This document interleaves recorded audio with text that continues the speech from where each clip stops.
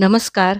आज आपण या व्हिडिओद्वारे महात्मा ज्योतिराव फुले यांची सखोल माहिती आपण अभ्यासणार आहोत.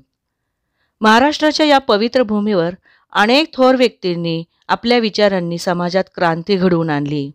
त्यातीलच एक क्रांतीज्योत महात्मा ज्योतिराव फुले, ज्यांना कर्मवीर भाऊराव पाटील, डॉक्टर बाबासाहेब आंबेडकर, राजश्री शाहू महाराज यांनी आदर्श मानलेले आहे. यांना 19व्या शतकातील प्रमुख समाजसेवक मानले जाते.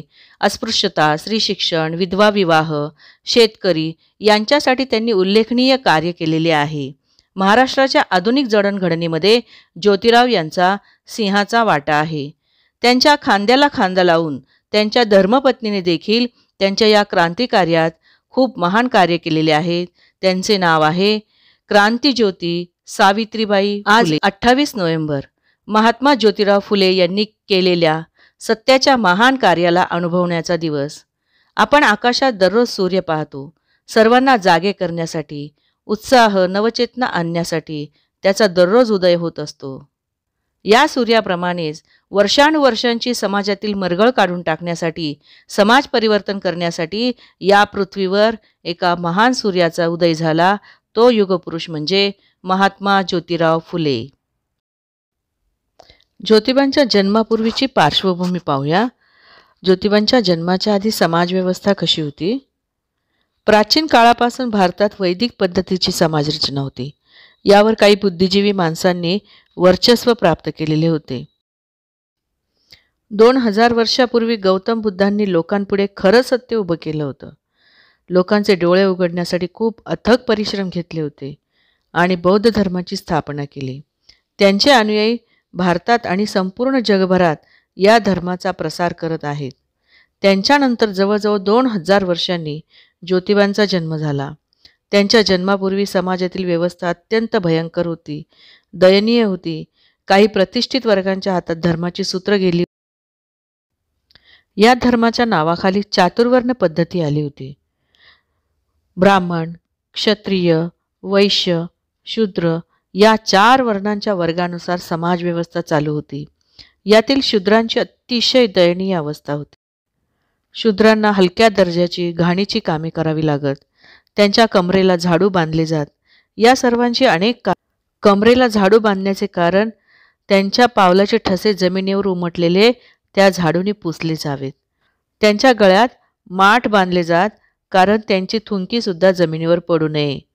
त्यांना दुपारी 12 ते 1 याच वेळेस घराबाहेर पडण्याची मुभा होती, कारण त्यांची सावली जमिनीवर पडू नये. त्यांची सावली त्यांच्या पायाजवळच पडावी. अशा अनेक पद्धतींनी या शूद्रांना उच्चवर्णीय लोक त्रास देत होते, त्यांच्यावर अन्याय करत होते. स्त्रियांचे जीवन देखील काही कमी नव्हती. शूद्रांपेक्षाही वाईट अवस्था स्त्रियांची होती. स्त्रियांना घराबाहेर पडण्याची मुभा नव्हती. विधवा स्त्रियांची तर अतिशय दयनीय अवस्था होती. सती जाणे, केश वपन करणे इत्यादी रूढी परंपरा चालू होत्या. सती जाणे याचा अर्थ पतीच्या निधनानंतर पतीच्या चितेमध्ये स्वतःची आहुती देणे. स्त्रियांचे सौंदर्य केसांमुळेच खुलून दिसते. विधवा स्त्रियांचे हे सौंदर्य केशवपन करून काढून घेण्यात होते व स्त्रियांना विद्रूप केले जायचे. अशा नाना तऱ्हेचे धर्माच्या नावाखाली आपल्याच लोकांना त्रास दिलेला आहे. वर्णव्यवस्था, जातीव्यवस्था व अस्पृश्यता, क्षुद्र, अतिक्षुद्र हे कोणी बाहेरच्या देशातून आणलेले नाही, तर आपल्या देशातील उच्चवर्णीयांनी निर्माण केलेले आहे. संत ज्ञानेश्वर यांच्या कुटुंबाला वाळीत टाकणारे कोण? डॉक्टर आंबेडकर यांना शूद्र म्हणून शिक्षणाला विरोध करणारे कोण? महात्मा फुले यांना मिरवणुकीतून हाकलून देणारे कोण? सावित्रीबाई फुले यांना शाळेत शिकवण्यात जाताना रस्त्यावर चिखल फेकणारे कोण? अशी अनेक उदाहरणे आहेत. या सर्वांची उत्तरे म्हणजेच धर्माच्या नावाखाली उच्चवर्णीयांनी दिलेला त्रास. अशा प्रकारे 19व्या शतकात संपूर्ण भारतात सामाजिक विषमता नांदत होती. जेव्हा जेव्हा समाजात अधर्म वाढतो, तेव्हा तेव्हा एका युगपुरुषाचा जन्म झालेला आहे. आणि याच शतकात महात्मा ज्योतिबा फुले या युगपुरुषाचा महात्मा ज्योतिबा फुले यांचे जन्म व त्यांचे बालपण याविषयी आपण आता पुढे पाहूया. महात्मा फुले यांचा जन्म 11 एप्रिल 1827 रोजी झाला.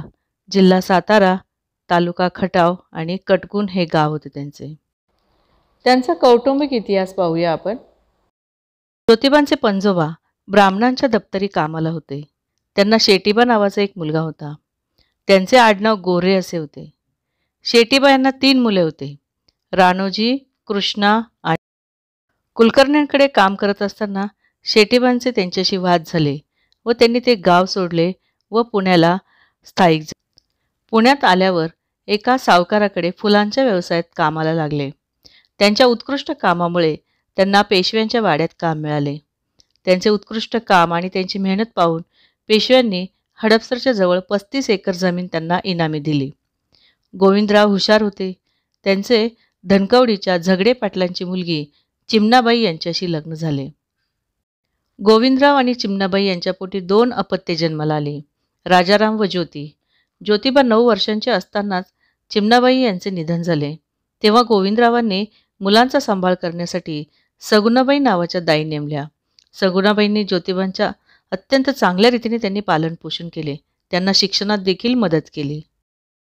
ज्योतिराव यांचे संपूर्ण कुटुंब फुलांचा व्यवसाय करत होते. त्यामुळे गोरे कुटुंबाला सर्वजण फुले या आडनावाने ओळखू लागले. म्हणूनच ज्योतिरावांचे पूर्ण नाव ज्योतिराव गोविंदराव फुले असे झाले. 1834 ते 1838 या काळात त्यांनी प्राथमिक शिक्षण पूर्ण केले. गोविंदरावांनी ज्योतिबांना प्राथमिक शिक्षणासाठी पंतोजींच्या शाळेत 7व्या वर्षी घातले. ज्योतिराव बुद्धिमान व चाणाक्ष होते. शाळेतल्या उच्चवर्णीयांच्या मुलांपेक्षाही हुशार होते. त्यांची हुशारी पाहून सर्वांना वाटले की हे माळ्याचे पोर आपल्या मुलांपेक्षाही खूप पुढे जाईल. त्यामुळे त्यांना शाळेतच अपमानास्पद वागणूक देऊ लागले, जातीवरून बोलू लागले. उच्चवर्णीयांना वाटू लागले की आपले वर्चस्व व श्रेष्ठत्व नष्ट होईल. यावरून त्यांनी जातीवादावरून त्यांना शाळेतून काढून टाकले. त्यानंतर ज्योतिबांनी व्यायाम आणि शेती इत्यादी गोष्टीत ते रमू लागले. भाजी विकण्याचा व्यवसाय त्यांनी सुरू केला. त्यांच्या शेजारी गफारबेन मुन्शी राहत होते. त्यांनी ज्योतिबांची चाणाक्ष बुद्धी ओळखली. ख्रिश्चन आणि मुस्लिम हे शेजारी होते. ज्योतिबांचे सूक्ष्म निरीक्षण व तर्कसंगत विचारसरणी यामुळे ते प्रभावित झाले. चाणाक्ष बुद्धी पाहून त्यांनी ज्योतिरावांना सुचवले की पुढील शिक्षणासाठी त्याला मिशनरी स्कूलमध्ये पाठवा. गोविंदरावांनी ज्योतिबांना स्कॉटिश मिशनरी हायस्कूलमध्ये दाखल केले. ज्योतिरावांचे शिक्षण चालू होते. याच शतकात समाजव्यवस्था भयानक होती. इंग्रजांनी चांगलेच पाय रोवले होते. त्यांना भारतीयांना युरोपियन भाषा शिकवायची होती. शैक्षणिक धोरणात बदल केले. कनिष्ठ वर्गालाही शिक्षण घेता यावे हा त्यांचा उद्देश होता. याचा फायदा ज्योतिरावांना झाला. हुशार, बुद्धिमान आणि उत्साही ज्योतीने 5 वर्षातच अभ्यासक्रम पूर्ण केला. ते लहानपणापासूनच वेगळ्या विचारांचे होते. त्यांचे विचार साधारण नव्हते. स्वतः सुशिक्षित झाले म्हणून समाज सुशिक्षित बनवण्याचा त्यांनी प्रयत्न केला. शेती, शिक्षण, व्यायाम चालू होते. उस्ताद लहुजी साळवे यांच्याकडून त्यांनी कुस्तीचे धडे गिरवले. लहुजी वस्ताद साळवे यांनी त्यांना आयुष्यभर साथ दिली. अनेक कठीण प्रसंगात त्यांचे संरक्षण केले. शिक्षण घेत असतानाच शाळेत, परिसरात उच्चवर्णीयांकडून होणारा अपमान, इतरांना मिळणारी अपमानास्पद वागणूक, रस्त्याने जाता येता शूद्र आणि अतिशूद्र यांच्या हाल अपेष्टा, गुलामगिरी त्यांना पाहवत नव्हते. अभ्यासाबरोबर व्यायाम आणि शेती यातही त्यांनी लक्ष देत होते. त्यांचे लक्ष जास्त करून समाजातील अन्यायाकडे ओढले जात होते. त्यांच्या लहानपणचा एक प्रसंग आहे. उच्चवर्णीयांकडून अपमानास्पद वागणूक कशी मिळाली त्यावरून त्यांच्यात बदल झाला. वडिलांच्या जवळच्या एका ब्राह्मण मित्राच्या लग्नाच्या मिरवणुकीत ते सामील झाले होते. ते चालत असतानाच सखाराम परांजपे नावाच्या एका उच्चवर्णीय व्यक्तीने अचानक त्यांच्यावर ओरडले, तुझी हिंमत कशी झाली आमच्या मिरवणुकीत सामील व्हायची? जा, मागे जा. त्याची ती भयंकर भाषा ऐकून ज्योतिराव हादरलेच. त्यांचा स्वाभिमान जागा झाला. त्याच वेळेस त्यांनी मनाशी खुणगाठ बांधली. धर्माच्या नावाखाली चाललेली ही गुलामगिरी, जातीभेद सर्व दूर करायचे. या चालीरीतींविरुद्ध लढा द्यायचा. कनिष्ठ वर्गाला मनुष्य म्हणून जगण्याचा हक्क द्यायचा, हे त्यांनी मनाशी निश्चित केले. त्यांच्या व्यक्तिमत्वाच्या जडणघडणीमध्ये वाचनाचा खूप प्रभाव झाला.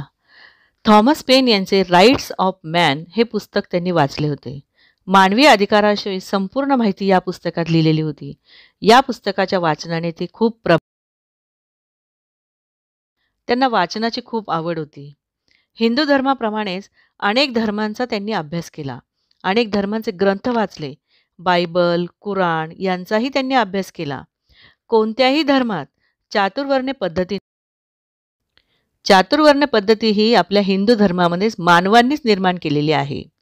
समानता, हक्क, अधिकार त्यांचे वाचन शिक्षण चालू असतानाच त्यांचे लग्न झाले. वयाच्या 13व्या वर्षी त्यांचे लग्न झाले. ज्योतिबा 13 वर्षेच झाले त्यावेळेस त्या काळी लहान वयातच लग्न करत असत. पुण्यातील नायगावचे खंडू पाटील यांच्या मुलीशी म्हणजेच 7 वर्षाच्या सावित्रीशी लग्न झाले.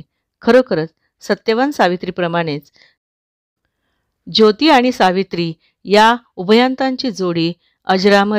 पतीने घेतलेला वसा तिने चालू ठेवला आणि आपणही चालू ठेवूया. पतीच्या प्रत्येक कार्यात तिने सावलीप्रमाणे साथ दिली, स्वतःला झोकून दिले. 1848 साली पुण्यातील भिडेवाड्यात मुलींची पहिली शाळा ज्योतिबांनी सुरू केली.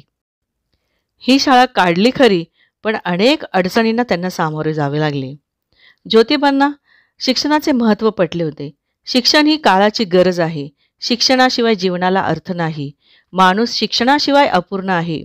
जीवन काय असतं, कसं जगावं, जगताना कोणत्या गोष्टी कराव्यात, कोणत्या करू नयेत, कशा प्रकारे जीवन जगले पाहिजे, या सगळ्या गोष्टी एक सुशिक्षित माणूसच समजू शकतो. यासाठी समाजाला पण सुशिक्षित करण्याचा विडा त्यांनी उचलला होता. 19व्या शतकात शिक्षण हा पुरुषांचाच अधिकार आहे. प्रत्येक निर्णय पुरुषांनीच घ्यायचा. स्त्रीने फक्त चूल आणि मूल याच. अशा अनेक बुरसटलेल्या विचारांना मोडीत काढून महिलांसाठी भारत देशात पुण्यात पहिली शाळा सुरू केली. मित्रांनो, माणसांच्या मनात नवीन विचार तर दररोज येत असतात, पण त्यांना सत्यात उतरवणे हाच खरा संघर्ष आहे आणि हा संघर्ष ज्योतिबांनी केलेला आहे. महाराष्ट्राच्या आधुनिक जडणघडणीमध्ये ज्योतिराव फुले यांचा सिंहाचा वाटा आहे. समाज परिवर्तनात त्यांचे कार्य खूप मोलाचे आहे. समता, स्वातंत्र्य आणि बंधुभाव या तत्वत्रयींच्या आधारे फुले समाज परिवर्तनाच्या कामाचा त्यांनी शुभारंभ केला. शिक्षणाविषयी महात्मा फुले म्हणतात, विद्येविना मती गेली, मतीविना नीती गेली, नीतीविना गती गेली, गतीविना वित्त गेले, वित्ताविना क्षुद्र खचले, इतके सारे अनर्थ एका अविद्येने केले. सारे अनर्थ एका अविद्येमुळे घडतात असे ठासून प्रतिपादन करून दस्यूंचा पोवाडा यामध्ये महात्मा फुले यांनी बजावून सांगितले की विद्येचा अव्हेर कराल तर देशोधडीला जाल. स्त्रियांच्या शिक्षणासाठी त्यांनी अतोनात कष्ट घेतले. मुलगी शिकली, प्रगती झाली. एक शिकलेली मुलगी स्त्री समाजामध्ये सुधारणा घडवून आणू शकते, तसेच कुटुंबाला देखील सुशिक्षित करू शकते. म्हणूनच स्त्री शिक्षण काय असते हे समाजाला पटवून देण्यासाठी त्यांनी हालचाल सुरू केली. पुण्याच्या भिडेवाड्यात शाळा सुरू केली, पण शाळेत मुलींना पाठवत नव्हते. अशा वेळी सावित्रीची साथ घेऊन ज्योतिबा प्रत्येकाच्या घरोघरी फिरले. शिक्षणामुळे धर्मभ्रष्ट होत नाही, स्त्रियांना देखील शिक्षणाचा अधिकार आहे हे पटवून सांगितले. शूद्र दलितांच्या मुलींना शाळेत आणले. ते फार अस्वच्छ असत. त्यांना शाळेत आणून आंघोळ घालणे, वेणीफणी करणे, कपडे चांगले देणे, पोटभर जेवण देणे इत्यादी गोष्टी हे दाम्पत्य मनापासून करत होते. त्यांना पाटी पेन्सिल देऊन शिक्षणाचे धडे देऊ लागले. मुलीही चांगल्या प्रकारे शिकत होते. मुलींसाठी स्त्री शिक्षिका हवी हे त्यांना जाणवू लागले. अशा वेळी त्यांनी ठरवले की आपल्याच धर्मपत्नीला म्हणजे सावित्रीला आपण शिकवायचे. आपले विचार सावित्रीला सांगितले. सावित्रीने देखील आनंदाने शिक्षण घेतले आणि मुलींना शिकवण्यास शिक्षिका म्हणून तयार झाली. प्रत्येक यशस्वी पुरुषाच्या मागे स्त्रीचा हात असतो हे सावित्रीबाईंनी दाखवून दिले. सावित्रीबाईला भारतातील पहिली महिला शिक्षिका होण्याचा सन्मान मिळाला. भिडेवाड्यात शाळेत शिकवण्यासाठी जात असताना त्यांना अनेक संकटांना सामोरे जावे लागले. सावित्री शाळेत जाण्यासाठी निघे तेव्हा भिडेवाड्यात जाईपर्यंत काही लोक त्यांच्या अंगावर चिखल शेण फेकत शिवीगाळ करत त्या शाळेत जाताना 2 साड्या घेऊन जात असत आणि शाळेत जाऊन साडी बदलत असे, कारण संपूर्ण साडी चिखलाने माखलेली असायची. पण त्यांनी कोणत्याही गोष्टीला माघार घेतलेली नाही. या चित्राद्वारे तुम्हाला समजेल की सावित्रीबाईंना लोकांनी किती त्रास दिलेला आहे. शिक्षणाच्या या महान कार्यात अनेक संकटांना त्यांनी देखील सामना केला. काही समाजकंटक मंडळी घरी आली. गोविंदरावांचे कान भरू लागले की तुझ्या मुलाने आणि सुनेने धर्मभ्रष्ट केलाय, ते त्यांना बंद करायला सांग, नाहीतर तुला समाजात प्रवेश नाही. त्यामुळे गोविंदराव चिडले व ज्योतिबांना त्यांनी कार्य बंद करण्यास. त्यावेळेस ज्योतिबांनी आपल्या वडिलांना उत्तर दिले की मी हे सुरू केलेले कार्य, या कार्यातून मी माघार घेणार नाही. त्यानंतर त्यांनी घर सोडले आणि गंजपेठेतील एका वाड्यात ते राहू लागले. त्यांना गफार बेन मुन्शी यांनी खूप साथ दिली. सुरुवातीला ते जनावरांच्या गोठ्यात राहत होते. गोठ्यातील सगळ्या गायी गफार बेन मुन्शी यांनी विकून टाकल्या व त्या गोठ्यात या दोन्ही दाम्पत्यांना त्यांना राहण्यास जागा दिली. लोकजीवन मंगल करण्यासाठी ज्योतींनी ज्ञानाचे कुंभ आपल्या मस्तकी धारण केले होते. पिढ्यानपिढ्या अज्ञान, अंधश्रद्धा, अंधविश्वास, अनाचार, अत्याचाराच्या दुष्टचक्रामध्ये भरडल्या जाणाऱ्या भोळ्या बाबड्या, निर्बल, निराधार, हीन, दीन आणि दुर्बल दलित लोकांच्या मनामध्ये ज्ञान, आरोग्य, विश्वास, श्रद्धा निर्माण करण्यासाठी महात्मा फुले चंदनासारखे झिजले. स्वतः सुखाने जगण्यापेक्षा समाजाच्या सेवेसाठी ते प्रेरित होऊन प्रेषिताप्रमाणे महात्मा फुलेंनी अत्यंत प्रांजळपणे सर्व समाज प्रज्ञावंत करत होते. आणि हे त्यांचे कार्य अनेकांना पाहवत नव्हते. त्यावेळेस त्यांना मारण्यासाठी मारेकरी पाठवले. ज्योतिबा आणि सावित्री यांच्या कार्यामुळे धर्मभ्रष्ट होत आहे असे अनेक समाजकंटकांना वाटू लागले. घरातून हाकलून दिले तरी त्यांचे कार्य चालू होते. त्यांना जीवानिशी ठार मारले पाहिजे यासाठी कट रचण्यात आला. एके दिवशी ज्योती आणि सावित्री झोपले असताना रात्री अचानक त्यांच्या घरात काही मारेकरी घुसले. दोघांना कुऱ्हाडीने वार करणार इतक्यात ज्योतिराव जागे झाले. त्यांनी पाहिले की दोन धष्टपुष्ट व्यक्ती कुऱ्हाड त्यांच्यावर चालवणार. तोच त्यांनी त्यांची विचारणा केली असता ते म्हणाले की तुम्हाला यमसदनास पाठवण्याचा आम्हाला 1,000 रुपये मिळणार आहेत. ज्योतिबा म्हणाले, अरे वा, मग माझ्या डोक्याला लावा चुरा. ज्या गरीब जनतेची सेवा करण्यातच त्या गरीब जनतेने जर माझे डोके उडवले तर मी माझे भाग्यच समजतो. त्यांचे हे वाक्य ऐकून दोघेही मारेकरी भानावर आले. ज्योतिबांचे पाय धरले आणि पश्चात्तापूर्वक म्हणाले, आम्हाला एकच भिक्षा घाला. तुमचा जीव घेण्यासाठी टपलेल्या दृष्टांनाच यमसदनास आम्ही पाठवू. ज्योतिबांना सर्वजण त्यावेळेस तात्यासाहेब म्हणत. हे दोन्ही त्यातील रोडे नावाचा एक मांग त्यांचा शरीररक्षक बनला. त्यांनी आयुष्यभर त्यांचे संरक्षण केले. आणि दुसरा कुंभार पंडित बनला. पुढे ते सत्यशोधक समाजाचे आधारस्तंभ बनले. बोले तैसा चाले त्यांची वंदावी पाऊले या उक्तीप्रमाणे ज्योतिबांची वाणी जशी प्रखर होती तशी त्यांची लेखणी सुद्धा प्रभावी होती. ज्योतिबांचे आयुष्य म्हणजे सतत प्रेरणा देणारी ज्योत. ते स्वतः उत्तम लेखक होते. अनेक प्रकारचे साहित्य लेखन त्यांनी केलेले आहे. त्याविषयी आपण जाणून घेऊया. इसवी सन 1833 मध्ये त्यांनी शेतकऱ्यांचा आसूड हे पुस्तक लिहिले व संपूर्ण शेतकऱ्यांच्या दयनीय जीवनाचे चित्र सर्वांसमोर आणले. शेतकऱ्यांच्या आसूड या पुस्तकातून शेतकऱ्यांची दशा किती वाईट आहे, शेतकऱ्यांची किती पिळवणूक होत आहे, त्यांच्याकडून कसा कर वसूल केला जातो, या सर्व गोष्टींचा त्यांनी उल्लेख केला. संपूर्ण जगाचा पोशिंदा कसा उपाशी आहे हे त्यांनी जगाला दाखवून दिले. सन 1855 मध्ये तृतीय रत्न हे नाटक लिहिले. त्या काळात हे नाटक खूप गाजले. काय होते या नाटकात त्याविषयी थोडासा आढावा घेऊ. या नाटकात एक ब्राह्मण एका स्त्रीला भिक्षा मागत असतो. ती खूप कमी भिक्षा देते. त्यावरून तो ब्राह्मण तिच्याशी वाद घालत असतो. ती म्हणते, तुम्ही एवढे धडधाकट आहात, दारोदारी भिक्षा मागण्यापेक्षा तुम्ही काही कामधंदा का नाही करत. या विषयावर स्त्री व ब्राह्मण या दोघांचे संवाद या नाटकात दिलेले आहे. हे नाटक खूप गाजले व त्यावरून अनेक वादविवादही झाले. शिक्षण हा माणसाचा तिसरा डोळा आहे या सिद्धांतावर आधारित मराठीतले हे पहिले नाटक. ज्योतिरावांनी जनजागृतीसाठी वाणी लेखणी वापरून प्रत्यक्ष कृतीतून समाजाला प्रेरणा दिली. त्यांनी काही पोवाडे लिहिले.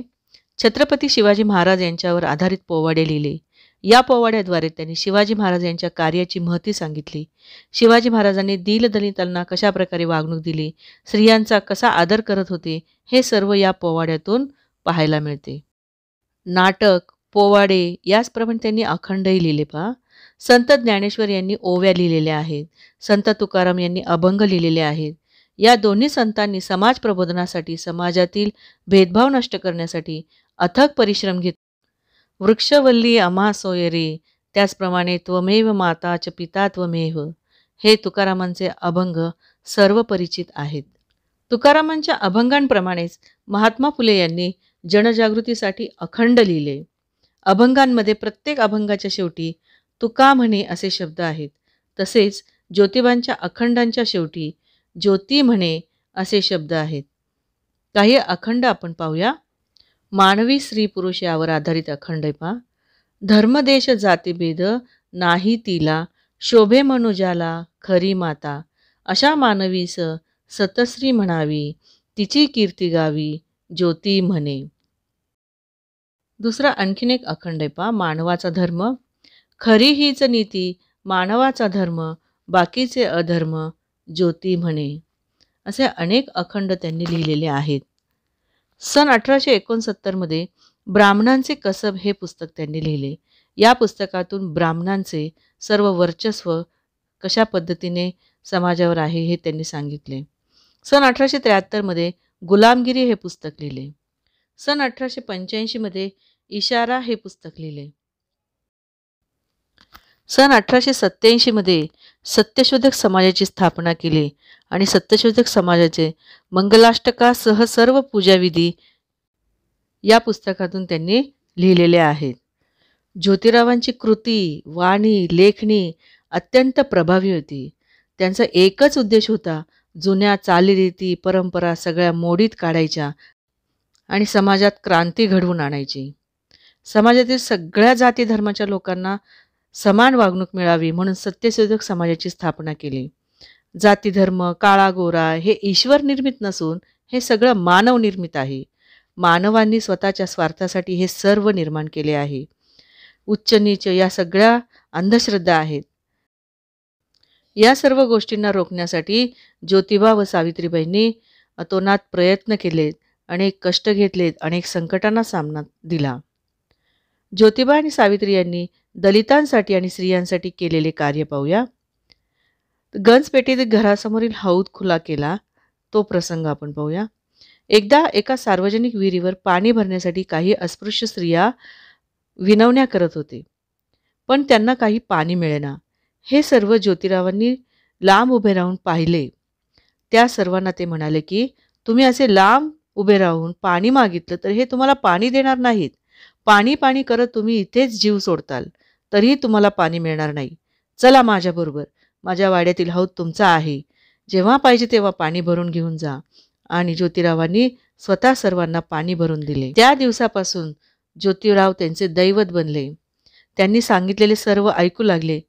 ते सांगत, अरे तुम्ही लाचारपणा सोडून द्या, काम करा, धीट बना, स्वच्छ राहा, नीटनेटके कपडे घाला, घर अंगण परिसर स्वच्छ ठेवा. ते स्वतः त्यांच्या परिसरात जाऊन स्वच्छता पाहू लागले आणि सर्वजण ज्योतिरावांचे ऐकू लागले आणि त्यांच्या म्हणण्याप्रमाणे वागू लागले. यामुळे दलित वर्गात आमूलाग्र बदल दिसून येत होता. ज्योतिबा आणि सावित्री यांनी स्त्रियांसाठी केलेले कार्य आपण पाहूया. स्त्रियांना चूल आणि मूल या बंधनातून मुक्त करून शिक्षणाचे महत्त्व सांगितले. बालविवाह विरुद्ध चळवळ, बालहत्या विरुद्ध चळवळ त्यांनी बंड पुकारले. विधवांना पुनर्विवाह करण्याचा अधिकार पुरुषांप्रमाणेच आहे, त्याला परवानगी मिळावी यासाठी त्यांनी पुढाकार घेतला. आपल्याच एका विधुर नातेवाईकेचे एका विधवेशी लग्न लावून दोघांचा संसार त्यांनी उभा केला. त्यांनी स्वतः मंगलाष्टके रचली होती. ती अशी होती की वधू आणि वर यांनीच ती म्हणायची, म्हणजे एकमेकांना वचने द्यायची आणि उपस्थित मंडळींनी आशीर्वाद द्यायचे. अशा प्रकारे त्यांनी ब्राह्मणांचे वर्चस्व अनेक ठिकाणाहून कमी करत होते. धार्मिक विधीसाठी ब्राह्मण वर्गावर अवलंबून राहावे लागायचे. त्यांनी बहुजन समाजातूनच ब्राह्मणांचे कार्य करण्यासाठी पुरोहित वर्ग तयार केला. समाजातील दलित आणि स्त्रियांसाठी अनेक त्यांनी कार्य केले. स्त्रियांच्या प्रश्नांना त्यांनी वाचा फोडली. बालविवाह पद्धतीला आळा घातला. द्विभार्या प्रतिबंधक चळवळ सुरू केली. विधवा विवाह पद्धत सुरू केली. बालहत्या प्रतिबंधक कायदा सुरू केला. केशवपन विरुद्ध त्यांनी चळवळ केली. 19व्या शतकात स्त्रियांची अत्यंत दयनीय अवस्था होती. अतिशय लहान वयात त्यांचे लग्न व्हायचे. हे लग्नसुद्धा समवयस्क नाही तर कोणत्याही वयाच्या व्यक्तीबरोबर त्यांचे लग्न लावले जायचे आणि म्हातारे व्यक्ती आजारपणामुळे त्यांचा मृत्यू व्हायचा आणि त्यामुळे मुलींना विधवांचे जीवन जगावे लागायचे. या मुलींवर घरातील व्यक्तीच अत्याचार करायचे. या मुली घराबाहेर पडत नसत तरी देखील त्यांना व्यभिचारी ठरवले जायचे आणि शेवटी या मुलींना स्वतःचे जीव देण्याशिवाय पर्याय नव्हता. हे सर्व चित्र पाहून ज्योतिबांनी बालविवाह प्रतिबंध कायदा यासाठी त्यांनी लढा दिला. विधवा स्त्रिया कुठेही बाहेर जात नव्हते. घरातील पुरुष वर्गच त्यांच्यावर अत्याचार करायचे आणि त्याला दोषी स्त्रियांना ठरवायचे. घरात फक्त न्हावी येत होता त्यांचे केशवपन करण्यासाठी. विधवा स्त्रियांच्या व्यभिचारास कारणीभूत मग त्यांनी न्हाव्यांना ठरवले जाऊ लागले. खरे तर त्याला घरातील पुरुष वर्गच कारणीभूत असायचे. यासाठी ज्योतिबांनी सर्व न्हाव्यांना एकत्र आणले व त्यांचा संप घडवून आणला आणि न्हाव्यांवर जो दोष यायचा तो दोष त्यांनी काढून टाकण्याचा प्रयत्न केला आणि त्यामुळे स्त्रियांचे जे केशवपन होते ते केशवपन प्रतिबंध चळवळ त्यांनी सुरू केली आणि केशवपन करण्याची पद्धतही हळूहळू बंद झाली. याचप्रमाणे आणखीन एक अघोरी प्रथा होती ती म्हणजे सती जाणे. सतीची चाल देखील त्यांनी बंद केली. पतीच्या निधनानंतर पतीच्या चितेवर स्वतःची आहुती देणे. स्त्रिया तयार नसत तरीसुद्धा काही समाजकंटक त्या स्त्रीला त्या चितेमध्ये ढकलून द्यायचे. किती अघोरी प्रथा होती ही. असाच एका प्रसंगात ज्योतिरावांनी एका मुलीला वाचवले. एका लहान वयातील मुलीचे लग्न म्हाताऱ्याशी झाले होते. त्याच्या मृत्यूनंतर ती विधवा झाली आणि समाजकंटकांनी तिला सती जाण्यास भाग पडले. ज्योतिरावांनी तिला अग्नीच्या चितेवरून ओढून आणले आणि त्या मुलीला संपूर्ण आधार दिला. तिला हिंदू धर्माचे धर्मांतर करायला लावले आणि ख्रिश्चन धर्म स्वीकारायला लावला आणि तिने नंतर ख्रिश्चन धर्म स्वीकारून तिने ज्योतिबांच्या कार्यात त्यांना साथ दिली आणि शिक्षिका म्हणून ती सुद्धा काम करू. अशा प्रकारे अनेक स्त्रियांचा त्यांनी उद्धार केला. ख्रिश्चन, मुस्लिम अशा अनेक धर्मातील लोकांनी त्यांना साथ दिले. त्याचे एक उदाहरण म्हणजे त्यांच्या शेजारी राहत असलेले मुस्लिम कुटुंब. त्यातील फातिमा शेख यांनी सावित्रीबाईंना शिक्षण कार्यात खूप मोठी साथ दिली. या दोघींनी मिळून विधवा स्त्रियांवर घरातील पुरुष वर्गच अत्याचार करायचे व ते गर्भवती राहत असत. अशा स्त्रियांना कुठेही तोंड दाखवण्यात जागा उरत नसे. व अशा स्त्रियांच्या बाबतीत अनेक स्त्रियांना तरुणपणीच विधवेचे जीवन जगावे लागे. घरातील लोकांमुळे झालेल्या अत्याचारामुळे त्यांना स्वतःच्या प्राणास मुकावे लागे. अशा स्त्रिया स्वतःचे जीवन संपवून टाकत असत. एकदा ज्योतिबा नदीकाठी फिरत असताना एक ब्राह्मण वर्गातील सुंदर विधवा स्त्री नदीकाठी वेगाने जाताना दिसली. त्यांच्या चाणाक्ष बुद्धीने हा प्रसंग ओळखला व ते धावत जाऊन त्या स्त्रीला नदीत उडी मारण्यापासून परावृत्त केले. तिची संपूर्ण कहाणी ऐकून घेतली. घरातील पुरुष वर्गांच्या अत्याचारामुळे ती आई होणार होती. तिची समजूत काढून तिला घरी आणले आणि सावित्रीने आणि ज्योतिबांनी तिची खूप सेवा केली. काही दिवसांनी तिने एक मुलाला जन्म दिला. त्या स्त्रीचे नाव होते काशीबाई. काशीबाईने जन्म दिलेल्या मुलाला सावित्रीबाईंनी आणि ज्योतिबांनी दत्तक घेतले व त्याचे नाव यशवंत असे ठेवले. या दोन्ही उभयंतांनी यशवंतचे लालन पालन करून त्याचे शिक्षण पूर्ण केले. सावित्री ज्योतींचा हा मुलगा मॅट्रिक परीक्षा उत्तीर्ण झाल्यानंतर वैद्यकीयची सनद मिळवून सैन्यात डॉक्टर झाला. सन 1889 मध्ये चंद्रभागा नावाच्या एका बुद्धिवान मुलीशी सत्यशोधक समाजाच्या पद्धतीने लग्न लावून दिले. अशा प्रकारे अनेक अडलेल्या नडलेल्या स्त्रियांना आधार दिला. त्यांची बाळंतपणे केली. सावित्रीबाईंनी अविश्रांतपणे त्यांची सेवा केली. गंजपेठेच्या वाड्यात बाळंतपणाची एक खोलीच होती. बाळंतिणीचे नाव गुप्त ठेवण्यात येई. त्यामुळे विधवा स्त्रियांना खूप आधार मिळाला. नावाप्रमाणेच ज्योतिराव यांचे आयुष्य सतत प्रेरणा देणारी ज्योत. या ज्योतीला प्रकाशमान ठेवण्याची व पुढच्या पिढीपर्यंत पोहोचण्याची जबाबदारी आपली आहे. या मूर्तीचे दर्शन घेताना कवी कुसुमाग्रज यांच्या कवितेच्या ओळी आठवतात.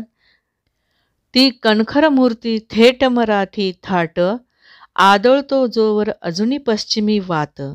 ती अजिंक्यचाती ताठर अनरणशील, जी पाहून सागर थपके परते आत, जी पाहून सागर थपके परते आत.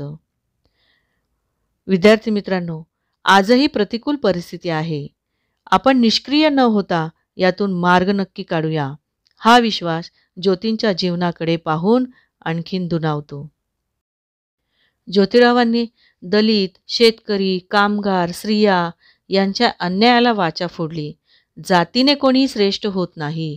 श्रेष्ठत्व त्यांच्या गुणांमुळे प्राप्त होते. श्रेष्ठत्व त्यांच्या गुणांमुळे प्राप्त होते. अस्पृश्य स्त्रियांमध्ये समतेची भावना येण्यासाठी हळदीकुंकू समारंभ आयोजित केले. सार्वत्रिक शिक्षणावर भर देऊन ज्योतिबांनी दीनबंधू वृत्तपत्र सुरू केले. सत्यशोधक समाजाची स्थापना केली. त्या काळात त्यांनी सर्व शिक्षा अभियान ही मोहीम हाती घेतली होती. आज ती मोहीम अतिशय चांगल्या पद्धतीने चालू आहे. त्यांच्या कार्याची दखल वेळोवेळी इंग्रज सरकार देखील घेत होते. एकदा पुण्यात एक मोठा कार्यक्रम होता. या कार्यक्रमासाठी इंग्लंडची राणी व्हिक्टोरिया आणि राजपुत्र ऑर्थर पुण्यास आले होते. सर्व प्रतिष्ठित मान्यवर आपल्या श्रीमंतीचा देखावा दाखवण्यासाठी उंची वस्त्रे. या सभेत ज्योतिबांना देखील आमंत्रण होते. या कार्यक्रमात ते भाषण करण्यासाठी उठले तेव्हा त्यांची वस्त्रे पाहून सर्वांनी माना खाली घातल्या. का तर ज्योतिबा एक साधे धोतर, डोक्याला पागोटे घालून आलेले होते. त्यांनी भाषणास सुरुवात केली. राजपुत्र साहेब, हा माझा पोशाख शेतकऱ्यांचा आहे. शेतकरी जगाचा पोशिंदा आहे. दारिद्र्याचे जीवन जगतो आहे. या लोकांकडे पाहून तुम्हाला वाटेल की भारत देश खूप श्रीमंत आहे, पण मला देशातील खरी परिस्थिती दाखवायची आहे. आम्हाला चांगले शिक्षण देऊन आमची गरिबी दूर करा, असे तडफदार भाषण त्यांनी केले. त्यांच्या या भाषणामुळे सामाजिक परिस्थिती इंग्रजांच्या समोर आणली होती. त्यामुळे त्यांना अनुदान मिळू लागले. जेव्हा जेव्हा महात्मा फुले यांनी शिक्षणाच्या कार्यासाठी, शेतकऱ्यांसाठी, आर्थिक मदतीसाठी इंग्रजांना पत्र पाठवले, तेव्हा तेव्हा इंग्रजांनी आर्थिक मदत केली. विरोध केला तो फक्त भारतीयांनीच. दलित वर्गाला देखील त्यांनी अनुदान मिळवून. पुण्यातील मध्यवर्ती ठिकाणी असलेली महात्मा फुले मंडई, या मंडईचा प्रसंग आपण पाहूया. पुण्यात मध्यवर्ती ठिकाणी मार्केट बांधण्यात आले होते. मुंबईचे राज्यपाल यांचे नाव या मार्केटला दिले होते, रे मार्केट. या मार्केटची दुकाने कोणी विकत घेईनात, कारण यावर अनेक अटी लावलेल्या होत्या. भाजी विक्रेत्यांच्या प्रश्नांबाबत ज्योतिबांनी इंग्रजांशी बोलणी गेली व कर न लादता भाजी विक्री करू द्यावी, असे त्यांनी आपले ठाम. भाजी विक्रेत्यांच्या हितरक्षणासाठी केलेला विरोध फायद्याचा ठरला. त्यामुळे पुढे रे मार्केटऐवजी महात्मा फुले मंडई या नावात रूपांतर झाले व आजही ही मंडई पुण्याच्या मध्यवर्ती ठिकाणी दिमाखात उभी आहे. अनेक कार्यात ज्योतिरावांनी बदल घडवून आणला. यासाठी लहुजी वस्ताद साळवे यांनी त्यांना खूप साथ दिली. ज्योतिरावांच्या कार्याची चर्चा संपूर्ण महाराष्ट्रभर होत होती. याची दखल इंग्रजांनी देखील घेतली. त्यांना पेशव्यांच्या वाड्यात महावस्त्र देऊन यथोचित सत्कार करण्यात आला. त्यावेळेस मुलींची देखील परीक्षा, सावित्री आणि ज्योतीची ही खरी परीक्षा होती. लहुजी वस्ताद साळवे यांची मुलगी मुक्ता साळवे हिने त्यावेळेस एक निबंध लिहिला. तिने लिहिले की ब्राह्मण लोकांनी शूद्रांना सर्व गोष्टींपासून वंचित ठेवले, आम्हाला गुलामात ठेवले, आमचा वंश निर्वंश करण्यासाठी इमारतीच्या पायात जिवंत गाडले, पण आम्हाला देखील एक वाली देवाने पाठवला. त्याच्या पाठीशी आम्ही सर्वजण उभे राहू, त्याला आम्ही साथ देऊ.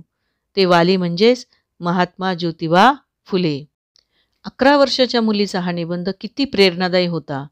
ज्योतिबा आणि सावित्रीबाई यांनी मुलींना अक्षर ओळख करून देता देता समाजाच्या परिस्थितीची देखील जाणीव करून दिली होती, हे यावरून समजते. महात्मा फुले यांचे संपूर्ण आयुष्यच प्रेरणादायी आहे. त्यांना महात्मा ही पदवी कशा प्रकारे प्राप्त झाली त्या समारंभाचा एक प्रसंग. सन 1888 साली ज्योतिबा 61 वर्षांचे होते. 40 वर्षापूर्वी घातलेला शिक्षणाचा पाया जोमाने वाढत होता. सत्यशोधक चळवळीचा प्रभाव महाराष्ट्र. या चळवळीच्या खंद्या सहकाऱ्यांनी ज्योतिबांविषयी कृतज्ञता व्यक्त करण्यासाठी एक सोहळा आयोजित केला. सत्यशोधक चळवळीचे नेते नारायण लोखंडे, राव बहादूर वंडेकर, दामोदर यंदे, तेलुगू नेते स्वामी रामय्या अय्यावारू यांनी पुढाकार घेतला. लोखंडे आणि वडेकर या दोन पुढाऱ्यांच्या सह्यांनी सभेचे आमंत्रण गेली होती. मुंबईतील प्रतिष्ठित नागरिक, दुकानदार, कारखानदार आणि मजूर असे 2 ते 2,500 जमले होते. 11 मे 1988चा हा दिवस सत्काराचा दिवस होता. ब्रिटिश सरकारकडून या सत्कार मूर्तींना महात्मा ही पदवी प्रदान करून गौरवण्यात आली. समाजातल्या तळागाळातील लोकांसाठी लढणारा लोकनेता, त्यांनी केलेले ग्रंथांचे लेखन आणि समतेचा विचार यासाठी या सत्कार कार्यक्रमाच्या प्रसंगी महात्मा ही पदवी देऊन गौरवण्यात आल्यानंतर ज्योतिबांनी आपल्या भाषणात सांगितले की माझ्या समाजातील बंधूंसाठी मी आणि सावित्री आयुष्यभर लढलो, जगलो. माझ्या अनुयायांनी या कार्याचा व संदेशाचा अतिशय उत्साहाने आणि चिकाटीने खेड्यापाड्यातून प्रसार करावा, हीच माझी अंतिम इच्छा आहे. विद्यार्थी मित्रांनो, त्यांची आपण अंतिम इच्छा पूर्ण करण्यास नक्की प्रयत्न करूया. महात्मा फुले यांची उच्च विचारसरणी आपल्या महाराष्ट्राला लाभली होती. त्यांच्यासोबतच शाहू आणि आंबेडकर यांच्यासारखे थोर व्यक्तिमत्वाचे विचारसरणी असणारे लोक महाराष्ट्रात क्रांती घडवून आणू शकले. म्हणूनच फुले, शाहू, आंबेडकरांचा महाराष्ट्र असे म्हटले जाते. या तिघांनी मिळून महाराष्ट्र घडवण्याचा आटोकाट प्रयत्न केलेला आहे. ज्योतिरावांचे संपूर्ण आयुष्य अविश्रांतपणे समाज परिवर्तनाचा झगडा देण्यासाठीच गेला. वयाच्या 62व्या वर्षी सन 1889 मध्ये ते आजारी पडले. त्यांना अर्धांगवायूचा झटका आला. 28 नोव्हेंबर हा काळा दिवस महाराष्ट्राला पाहावा लागला. या आजारपणातच या नरोत्तमाने, या युगपुरुषाने, या क्रांतीसूर्याने इहलोकीची यात्रा संपवली. तो दिवस होता 28 नोव्हेंबर 1890. अखेर वयाच्या 63व्या वर्षी क्रांतिज्योत, धगधगती मशाल अनेक ज्योती पेटवून मालवली. आणि आज त्यांनी पेटवल्या अनेक ज्योतींमुळे आज आपल्याला समाजात बदल दिसून येत आहेत. सुशिक्षित नवीन विचारांचा समाज, स्त्रियांचे अनेक क्षेत्रात पुढाकार, हा सर्व बदल त्यांनी पेटवलेल्या ज्योतीच आहेत. त्यांनी दिलेला हा वसा आपण पुढे चालवूया. महात्मा फुले यांचे विचार पाहून आज मी त्यांचा जीवन परिचय पूर्ण करत आहे. त्यांचे विचार जाणून घेऊया. प्रवाहाच्या विरुद्ध दिशेने तेच पाहू शकतात ज्यांचे निर्धार ठाम असतात, ज्यांना कुठले तरी ध्येय गाठायचे असते. केस कापणे हा नाव्यांचा धर्म नाही, तो त्यांचा धंदा आहे. चांबड्यांना शिवणे हा चांभारांचा धर्म नाही, तो त्यांचा धंदा आहे. तसेच पूजा पाठ करणे हा ब्राह्मणांचा धर्म नसून तो समाजातील खालच्या वर्गाची, तोपर्यंत बुद्धिमत्ता, नैतिकता, प्रगती आणि समृद्धीचा विकास होणार नाही जोपर्यंत त्यांना शिक्षण दिले जात नाही. शिक्षणाने माणूस सुशिक्षित होतो, त्यांना कसं जगावं हे समजतं. विद्येविना मती गेली, मतीविना नीती गेली, नीतीविना गती गेली, गतीविना वित्त गेले, वित्ताविना क्षुद्र खचले, इतके अनर्थ एका महाविद्येने. त्यांचे एक अखंड पहा. मानवाचा एकच धर्म असावा, सत्याने वर्तावा, ज्योती म्हणे. माझे नाव श्रीमती निर्मला नागेश मुदिगोंडा. मी हडपसर येथील साने गुरुजी शिक्षण संस्थेत शिक्षिका म्हणून कार्यरत आहे. महात्मा फुल्यांच्या जीवन कार्याने मी खूप प्रेरित झालेली आहे. त्यामुळे एक छोटासा महात्मा फुले यांच्या जीवनाविषयी थोडासा परिचय सर्वांना मिळावा, यासाठी हा माझा छोटासा प्रयत्न आहे. तुम्ही सर्वांनी हा व्हिडिओ पाहिला त्याबद्दल मी तुमचे खूप खूप आभारी आहे. महात्मा फुले यांना शतशः वंदन करून मी थांबते.